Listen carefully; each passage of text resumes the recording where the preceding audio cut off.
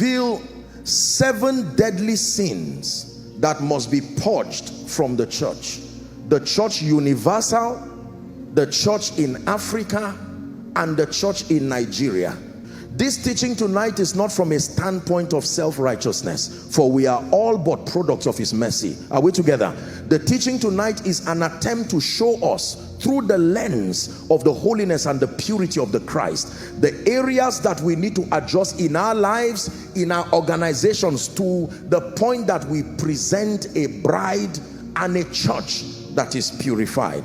Sin number 1, sexual immorality and related perversions. Sexual immorality, please write, and related perversions. We'll talk about the related perversions now. Sexual immorality from time immemorial has been part of society, and it extends to all the organizations and even the individuals. I want you to pay attention to this. Sexual immorality is predicated on certain facts that you must know. Please pay attention. The first thing you need to know is that the desire for intimacy, I wrote here, is not demonic. Most people have not studied this subject. I have taken the time to study this issue of sexual immorality. The desire for intimacy is not demonic. Now, that is the problem with this issue of lust and immorality, because other negative vices like lying and stealing, any day, any time, lying is lying and it is bad.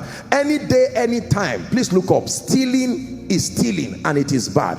But when it comes to the issue of sexual immorality, the intrinsic desire for intimacy was not put there by the devil. It was put there by God. So it's not a desire you can cast out of your life. Are we together?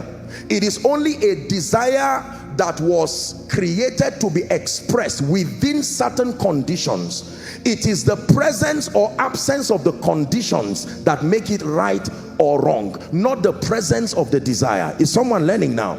That what can be a dangerous thing right now, the next moment within the right condition of marriage can become the greatest blessing or one of the greatest blessings. Are we together? Stealing is stealing. Lying is lying, for instance. But when it has to do with the issue of sexual immorality, you have to understand that it was God that put the desire for intimacy in men.